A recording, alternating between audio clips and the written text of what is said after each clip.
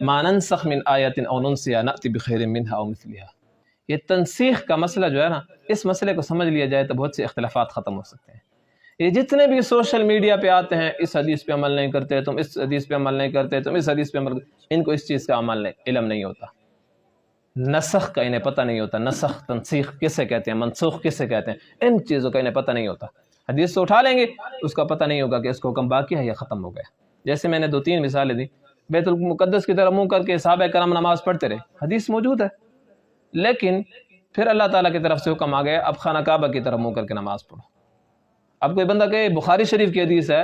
صحابہ کرام رسول اللہ صلی اللہ علیہ وسلم بیت المقدس کی طرف منہ کر کے نماز پڑھتے تھے، بخاری شریف کی حدیث نہیں مانتے، اس طرح منہ کرو، باقی بخاری شریف کی حدیث ہے، لیکن اس حدیث کا حکم ختم ہو چکا ہے۔ اس کی مثال میں سادہ طور پر یوں سمجھاتا ہوں، جیسے پرانے زمانے میں، یہ کچھ زمانے قریب میں، یہ ہمارے نوٹ چلتے تھے، ایک